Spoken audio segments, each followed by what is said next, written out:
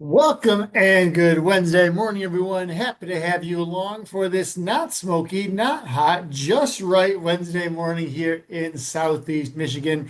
I am Randy Lober, your growth marketing manager here at Action Benefits. And part of my job, in fact, the best part of my job is helping you all every week think about different ways to keep growing your business. And today's session is called 8 Things You're Forgetting During Medicare Marketing Events.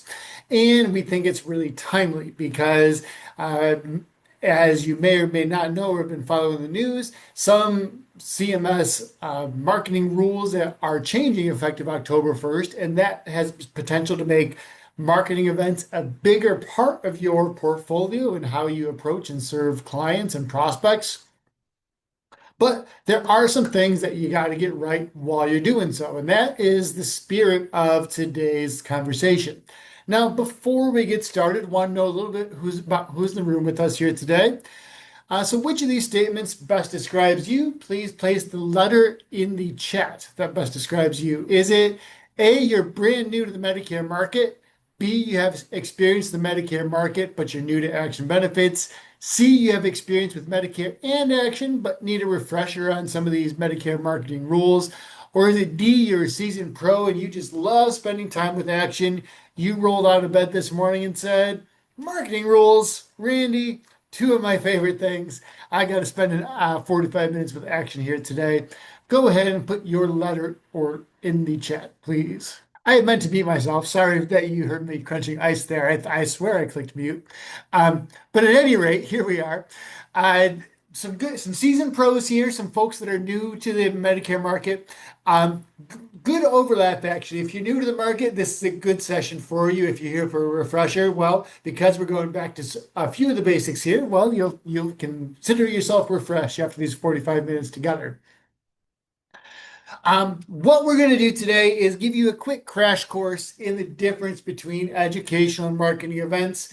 They are very different in CMS's eyes in what you can and can't do and can and can't bring and what you can say and not say at both of those. So I want to make sure we're clear on what exactly it is we're talking about. The middle part, or really kind of the middle 2/3 of the session, is all about secret shoppers and what they have found. So if you are brand new to the industry, you may or may not be aware that both your carrier partners and CMS, the Centers for Medicare and Medicaid Services, do a little secret shopping. They will pose as beneficiaries or interested beneficiaries and come visit you, go through however you bring them through the enrollment process and look for all the things you're doing that are compliant and doing all the things that might need a little adjustment to be compliant all throughout.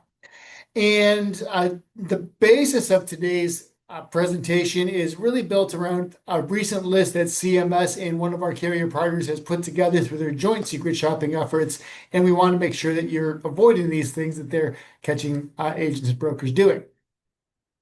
We'll wrap up today with a few questions as well, where you can pepper me with whatever happens to be on your mind about either these rules we talk about here today or anything else in the Medicare market. I am an open book.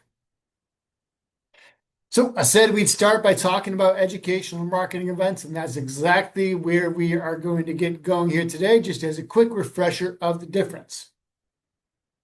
At their core and on the left side of your screen, educational events are just that. They are where you get to shine and strut your stuff and show beneficiaries exactly what you know about Medicare and Medicare programs and no more.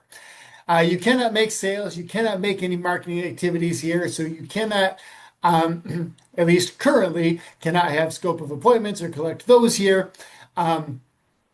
You must have these educational events in public places. So an educational event on its own cannot be in a private home or a one-on-one setting or just before a marketing event in the same general location, at least for now, although that will change soon enough. During those educational events, you can answer beneficiary-initiated questions. You just can't get on a soapbox and go beyond what the beneficiary is asking. And these educational events, like your Medicare 101, stand in stark opposition to marketing events, which are specifically built for lead generation. Those events are designed to attempt to encourage enrollees to either change to a plan or a set of plans you're presenting there, or to remain in their current plan or set of plans. In those cases, your scripts and presentations must be CMS and carrier approved before you deploy them.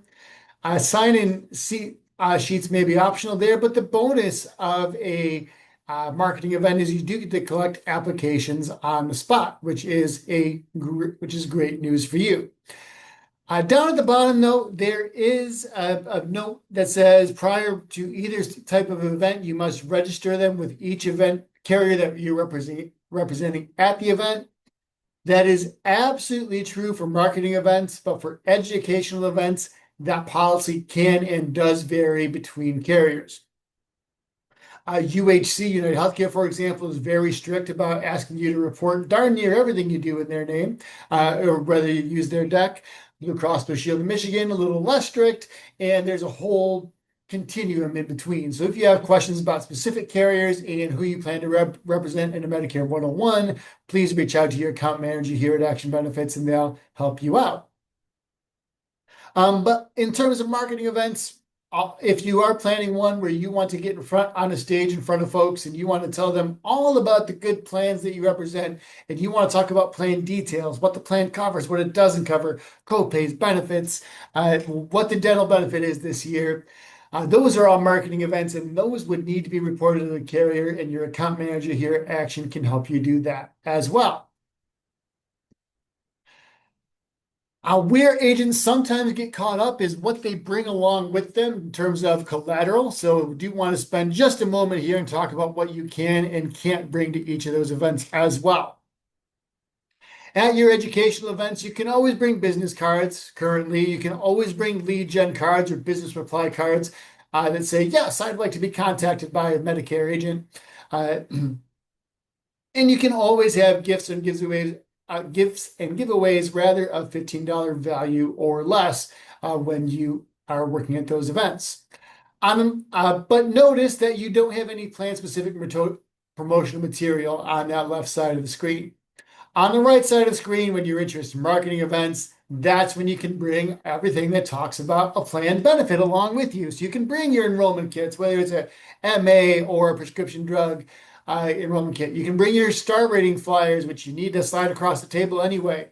If you are talking about med subs particularly, or they happen to be a portion of your presentation, you can certainly bring those kits along with you. Product fold-out and comparison brochures you can bring along there, as well as anything that talks about any OSBs, optional supplemental benefits, like those dental vision hearing buy-ups your carriers may offer. You can include those as well. But there is a strict line here, right? As soon as you start talking about anything that has benefit information on it, then you've crossed into marketing territory. And when you cross that line, again, we can help you file those marketing events. If you choose not to have your events filed properly, you can be considered out of compliance with CMS regulations and be subject to disciplinary action, whether that's loss of appointment or something of the sort. We should also clarify what exactly we'll talk about here in the reminders I'm going to give you and what those secret shoppers found. And that's the difference between formal versus informal marketing events. We'll be talking specifically in just a few moments about the formal events. And this is you like in the hotel ballroom, getting up on stage with your clicker and your slides. And you're saying, here's what Blue Cross Blue Shield offers this year. Here's what UHC offers this year. You're walking through all the plan details, how they work, so on and so forth. Those really formal presenter-led type of meetings. There's also informal marketing events where you might have a table at a church festival's kiosk or their vendor areas, or you were in the middle of all kinds of fairs and festivals here. If you have those tables or kiosks set up and you're handing out plan information, those are informal marketing events, which also need to be reported with our help here. But those are your less structured ones, again, where you have a table, booth, or kiosk set up. Now, we should make that distinct from an informal event where you are just representing your agency and the services you provide. What triggers the reporting to CMS here is that you are talking about plan information, handing out plan collateral here on the right side of the screen.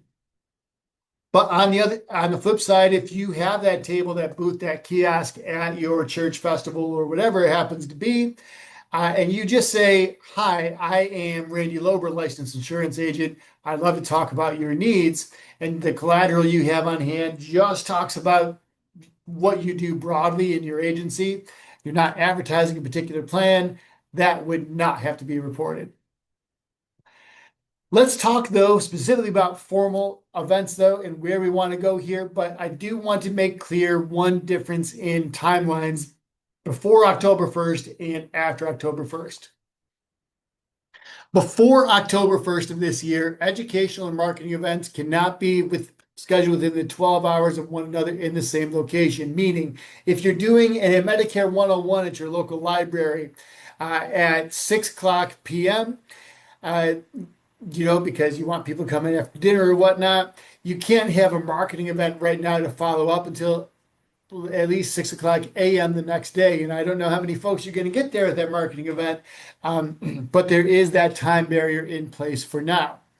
That guideline does vanish on October 1st. So effective October 1st, you can schedule your marketing and your Medicare 101 and your marketing events back to back. There does have to be a defined break between the two so beneficiaries can leave if they so choose. But everything we're talking about today is pre-October 1st, just to make that exceptionally clear.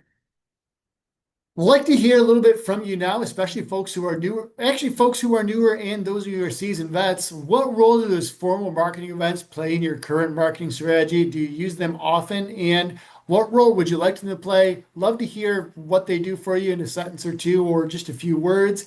And I'll take a break here for just a quick sip of water while you're typing. The trouble with the plastic cup, so I'm at a boil water advisory at home because I had a waterman break. So I'm using a plastic cup here in the office. And the trouble with a plastic cup as opposed to a water bottle is you got to be really careful where and how you set it down. Water bottles, you can just fling around willy-nilly. Anyway, some of you folks have said that you don't currently do a lot of these, but that's kind of why you're here. You're curious about what the events might be like. Some of you are excited about the rules coming forward and the rule changes. All good stuff to know about. No formal marketing events just yet, but Juanita hopefully will get you a little more comfortable feeling that way a little bit by the end of today's session. So, as I said at the beginning, and for those of you latecomers, secret shopping is a thing once more. It kind of dried up during the pandemic, but both CMS and carriers are using secret shoppers to make sure you are trusted and loyal agents are being compliant in everything it is that you do. So those secret shoppers take notes on things like your marketing events, but they also might visit you and go through the enrollment process with you. They might make sure you're adhering to scope of appointment guidelines and all those sorts of things.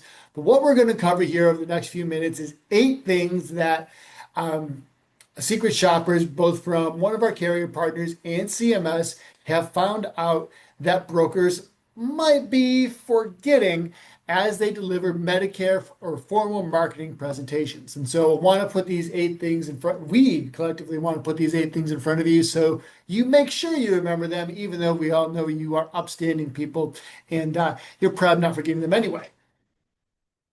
But the first most commonly overlooked thing in these formal marketing presentations is the mention of the Part B premium and what the Part B premium actually is. So what happens is during these formal presentations, the agent or the broker often gets so swept up in getting right to the Medicare Advantage plan or products or Part D products they want to present, they don't spend quite enough time like laying the groundwork of what the beneficiary's final financial exposure might be. So item number 1 to make sure you always have a string around your finger or as part of your presentation is to remember what that Part B premium is. And then 2026 for right now, that premium is $202.90 if I'm following all of the being precise in my language here. But you must also be careful to note that that premium can change based on the beneficiary's income and tax filing status. right, can go downward a little bit if the state takes it up, if they happen to be Medicaid eligible, and of course can go upward if they happen to uh, be have an IRMA penalty imposed as well. So thing number one to always remember that's part of your marketing presentations, Part B premiums. Numero dos, late enrollment penalties. Again, we get so swept up and so excited about, hopefully we're excited this year about the products we see presented, that we skip right over late enrollment penalties. And again, we skip over a very important part of the potential financial exposure that your clients might have or your beneficiaries might have. So just as a key refresher, that Part A late enrollment penalty is that folks who are not eligible for premium-free Part A will pay an extra 10% for twice the number of years they did not sign up. But that penalty does fall off over time. That Part B late enrollment penalty is also a 10% increase if they miss the appropriate enrollment windows, and that's in place for every full 12-month period that they could have enrolled but did not, with the exception of when they were working over 65 for the employer of the appropriate size. And we also need to make sure that we're always mentioning the Part D penalty as well and how that's calculated, especially if someone misses their initial enrollment or if they lack creditable coverage for a given period. And as licensed and certified experts, you know that penalty is 1% of the national base premium multiplied by the number of months the beneficiary failed to enroll when they should have enrolled. Now, all of that is a lot of math to do, and it's a lot of math to figure it out. I do want to give you a reminder that right on actionbenefits.com, if you were to click on agent products and services and hover over the Medicare button, we do have a late enrollment penalty calculator for you where you can plug in some information about the beneficiary sitting across the table, calculate any Part A LEP they may have, although that is exceedingly rare, but also take a look at Part B and Part D LEPs and really kind of help them figure out what their projections could be going forward. Does all the math for you behind the scenes and gives you some big odd numbers to work with should you need them. The third thing that is often overlooked is the what and the how of formularies. What is a formulary? How does it work? Why do I need one? All those sorts of things. So both CMS and our carrier partner have found that sometimes we neglect to inform beneficiaries of how placement on a formulary can impact drug coverage and drug pricing or their out-of-pocket exposure for that drug. So we want to make sure every beneficiary leaves every session knowing that Part D sponsor arranges all the prescription it covers onto that tier list for the formulary. We want to make sure we explicitly say that drugs at lower tiers like tier 1 are your generics and they cost the least amount when you go to get them filled. We also want to say that drugs on higher tiers like your tier 5 are your costly specialty drugs that may require more out-of-pocket costs for the beneficiary, right? So in short, we want to make sure that we are focused on saying that portion. We want to make sure beneficiaries know that there's kind of a way to look up and anticipate what their drug costs will be, and that comparing those formularies is essential when they are making an enrollment choice with your expert help, of course. Number 4 here is step therapy. Part and parcel of the formulary discussion is utilization management, which is a hot topic, as we all know, in both Medicare Advantage and PDPs. Can I use this drug? Can I not? When can I use it? What are the hoops I have to jump through in order to be able to take this drug? And step therapy is one of them. So your enrollees, by the time they leave a session, should know that their prescription drug coverage, whether it's a Medicare Advantage plan or a standalone Part D plan, will likely include step therapy as part of the deal, right? That's part of what you're buying into. So we always need to know that doctors or the step therapy requires that doctors and patients try less costly generics or at least lower tier drugs to treat their conditions before they move up to more expensive ones. And in theory, of course, that this measure does help save money for both patients and insurers alike. It does also, frankly, create its fair share of headaches as well. But that's also where we have an opportunity to educate our clients and prospects about continuity of care provisions um, within these as well and kind of add value that way. The fifth thing that is often overlooked in a marketing presentation is low income subsidy, LIS, or extra help. So, plainly speaking, CMS wants beneficiaries to know that these programs are out there. About 1 in 5 Medicare beneficiaries is Medicaid eligible, and quite a few more than that are eligible for extra help. The thresholds are a little bit different. But extra help, of course, is a way to make drug costs more attainable for them. And some Medicare Advantage plans or PDPs are designed and priced in a way to where they work really nicely with extra help. So it's in your best interest and in your client's best interest to make sure you are saying this up front and part of every meeting. So do be mindful that income and resource limits do change year over year, as well as what the beneficiary's maximum exposure would be, what they'll have to pay for those drugs every year. So right now in 2026, for a brand name prescription, for example, they'll have to pay no more than about $13 per fill. And that's good news, right? For folks who do need extra help.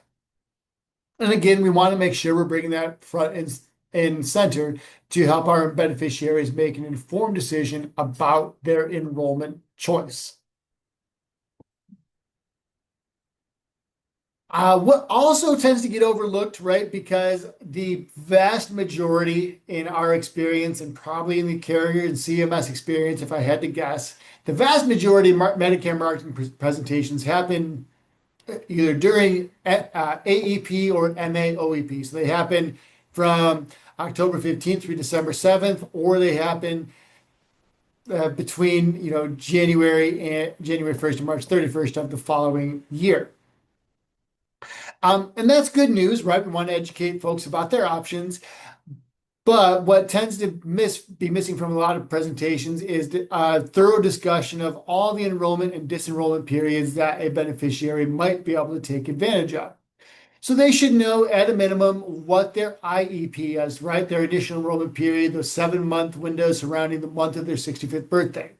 They should know the general enrollment period, where if they need to pick up Part A or Part B because they did not pick it up on time and they did not have a special enrollment period, they can pick it up A and or B between January 1st and March 31st of every year.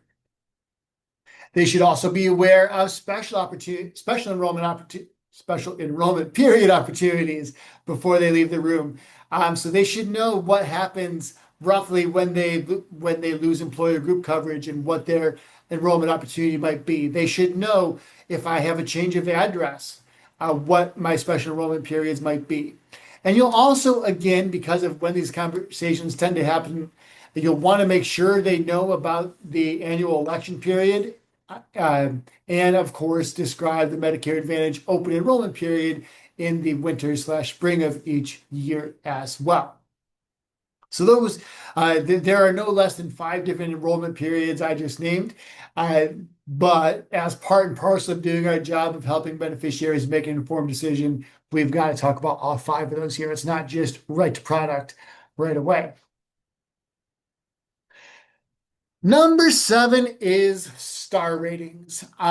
So star ratings, as you know, are how CMS measures the quality of the care and quality of customer service that Medicare Advantage and Part D plans, standalone Part D plans provide to beneficiaries.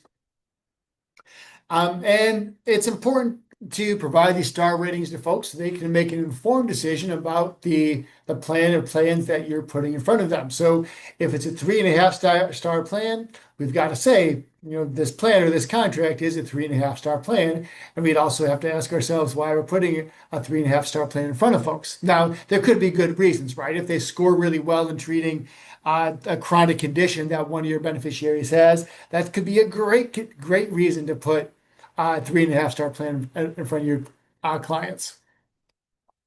Some four-star plans might, or 4.5-star plans might not treat that condition as well or as timely or provide the right amount of supports around it. So you definitely have to look below that high level star rating to figure out what's what there. But the important thing is during your marketing presentations, it's imperative that we talk about star ratings, talk about not only that 1 through 5 rating scale, but also talking about the star ratings of the plans that we're presenting as well. The other thing that gets overlooked, and this one always surprises me when I see it, because we know that if you're just on original Medicare Parts A and Parts B, Part B, that preventive benefits, well, most of them are covered at no cost. There's no free yearly physical exam on Part B, which always gobsmacks people when they run into it, right? But it's always important when we're talking about any Medicare product or any Medicare enrollment decision, whether it is original Medicare or a Medicare Advantage plan, to talk about the preventive uh, benefits that are available, right? Especially when we're talking about Medicare Advantage, it's really easy to get swept up in all the supplemental benefits like your dental, vision, hearing, the gym membership everyone wants but no one uses, the OTC cards, all those sorts of things.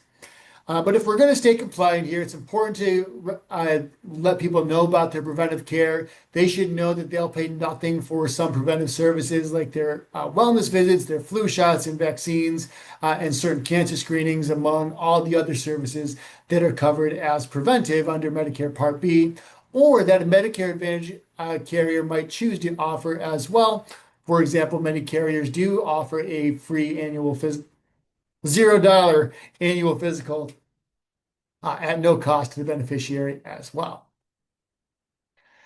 Quick bonus discussion here. This topic was not included in the secret shopping reports that we've seen, but it is important to mention, especially when we're talking about marketing events, because the marketing events are at their core and their purpose a lead generation tool for you, right? So let's talk about sign-ins first. Of course, you want a sign-in sheet at your event, whether it's educational or marketing. And because you're hoping that sign-in sheet gives you some content information you'll be able to use later. But secret shoppers have in fact caught agents who aren't indicating that the sign-up sheets are optional. So be sure that right at the top of the sheet, it does say that this signing in here is optional. Giving me your information is optional.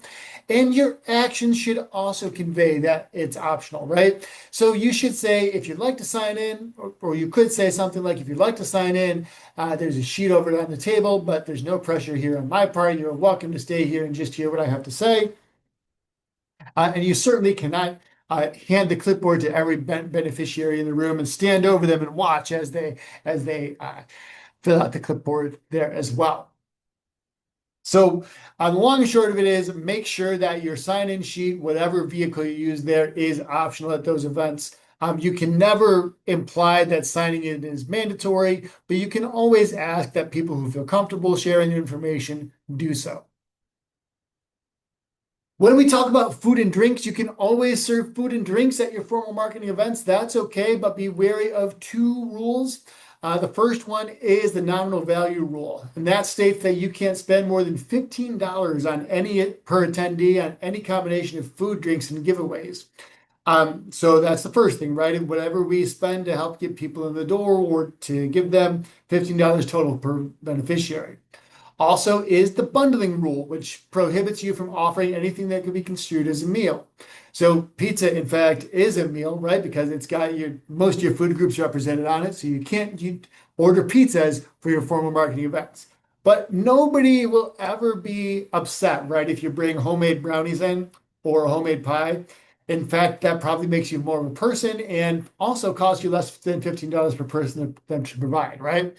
So if you're doing a formal marketing event, if you have a selection of beverages, you put milk and cookies out, milk and homemade cookies, even better, something of the sort. That's a safe place to play. So less than $15 per attendee in what you spend and can't make it look like a meal. So no steak dinners here with potatoes and otherwise as well. It's got to be snacks, not a meal. So, big question I have for you all, whether you're experienced or not, knowing what the resources you have available from Action and resources you may have available from your carriers, what are some ways you can make sure you hit all these points in a formal marketing session? How do you get all that done? How do you remember all that and then still talk about what it is you're actually there to talk about? Love to hear some thinking in the chat while I check in on questions and take a sip of water here. Right, we have someone stealing my thunder, and the thunder you're stealing is stick to the script. And that is, in fact, we're having a prepared presentation or checklist, variations on a theme here. Remember, you can always choose whether you're chatting publicly or privately by using that blue drop-down arrow. Some of you have chosen public, some of you have chosen private. Does not matter to me, whatever you're comfortable saying and talking to as words. But at any rate, what you're hitting at here is sticking to the script. So when we talk about these formal marketing events, carriers have put together their own presentations they'd like you to use. Those presentations, of course, passed all their internal hurdles, their compliance departments, and they've also passed CMS hurdles, CMS audits, CMS compliance reviews. Those are all A-OK to use. So when you take them off the shelf, right, you present them as they're written. And honestly, UHC is one that does a really good job of scripting out word for word. Say this, don't say this. Here's exactly what you should say, and watch out for these red flags. Other carriers do as well, but UHC is just top of mind for me at the moment.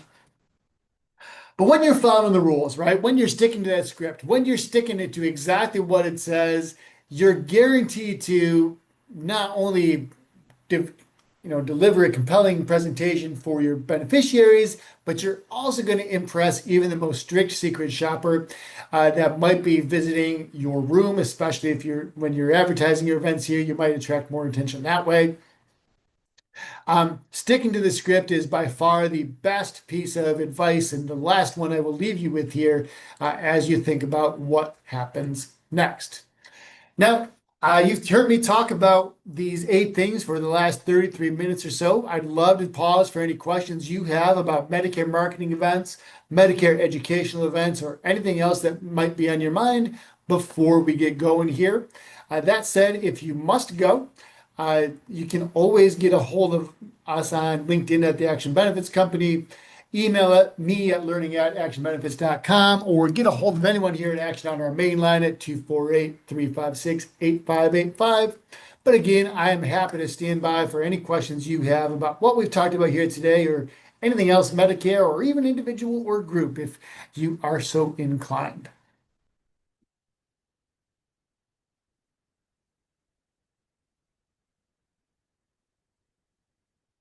You will hear me stop the recording here just so there's not a bunch of dead air. Thank you, Juanita, for joining us here today. Thank you for the kind words as well.